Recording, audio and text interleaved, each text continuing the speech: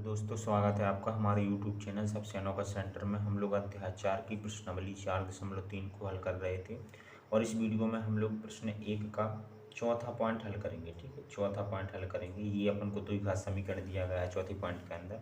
तो देखिएगा प्रश्न क्या कह रहा है। प्रश्न कह रहा है कि यदि निम्नलिखित द्विघात समीकरणों के मूलों का अस्तित्व है तो इन्हें पूर्ण वर्ग बनाने की विधि द्वारा ज्ञात कीजिए। ठीक है, सो ये अपन को इस पॉइंट के अंदर ये द्विघात समीकरण दिया गया है। सबसे पहले चेक करना है कि इस द्विघात समीकरण के मूलों का अस्तित्व है या फिर नहीं है, और अगर मूलों का अस्तित्व होता है तो फिर अपन लोगों को पूर्ण वर्ग विधि से इसे हल करके इसके मूल निकाल लें। ठीक है, तो सबसे पहले तो चेक करना है कि अस्तित्व है या नहीं है। तो उसके लिए एक सूत्र होता है। सूत्र क्या होता है? सूत्र होता है अपना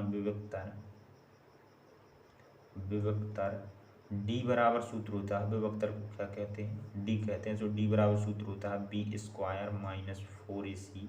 इस प्रकार से सूत्र होता है। ठीक है, सो यहाँ पर अपन लोग abc के मान रखेंगे और इसे हल करेंगे। सो डी का मान अगर 0 से बड़ा है या फिर 0 के बराबर आ जाता है तो फिर मूलों का अस्तित्व होता है, और डी का मान अगर 0 से छोटा आ जाता है यानी कि कोई माइनस वाली ऋणात्मक संख्या आ जाती है तो फिर द्विघात जो समीकरण होता है उसके मूलों का अस्तित्व नहीं होता है। ठीक है, सो चलिएगा चेक करते हैं। तो जो समीकरण दिया गया उसे लिखेंगे। समीकरण है 2x² प्लस x और प्लस 4 बराबर 0। ठीक है, यहाँ से अपन लोग abc के मान निकालेंगे।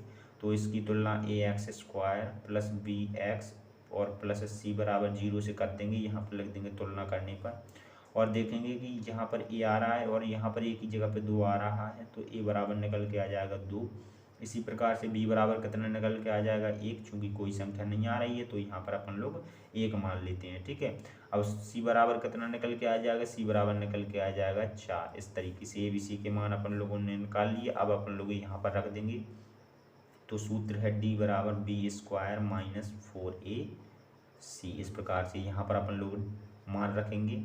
तो b² है, b का मान रखेंगे। b का मान 1 है तो 1 का स्क्वायर कर देंगे, माइनस 4 है तो 4 लिख दिया। फिर a है तो a का मान रखेंगे गुणा लगा के, तो गुणा लगा के a का मान रख दिया। फिर गुणा लगा के c का मान रखेंगे 4। इस तरीके से। ठीक है, अब देखना, एक की घात 2 का मतलब है कि 1 का गुणा 1 में, तो 1 का गुणा 1 में करेंगे तो अपन को 1 ही प्राप्त होगा। और यहाँ पर अपन लोग गुणा कर देंगे तो यहाँ पर 4 दूना 8 हो जाएगा, और 8 का गुणा 4 में करेंगे तो यहाँ पर अपन लोगों को 32 मिल जाएगा। ठीक है, अब ये माइनस की संख्या है, इसमें कोई चिन्ह नहीं है यानी कि ये प्लस में है, और अलग अलग चिन्ह की संख्या क्या होती हैं? घट जाती हैं। तो 32 में से 1 घट जाएगा तो कितना बचेगा अपना? 31 बचेगा। ठीक है, और चूंकि बड़ी संख्या का चिन्ह हमेशा आता है तो यहाँ पर आ जाएगा माइनस, यानी कि डी का मान आया है माइनस के 31।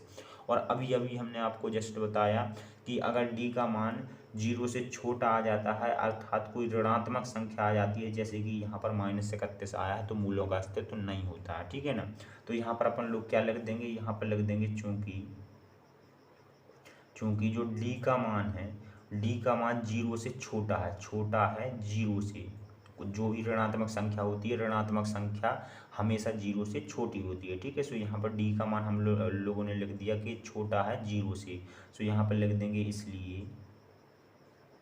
इसलिए जो द्विघात समीकरण दिया गया है, द्विघात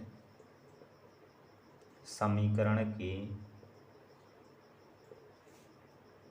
मूलों का अस्तित्व नहीं है।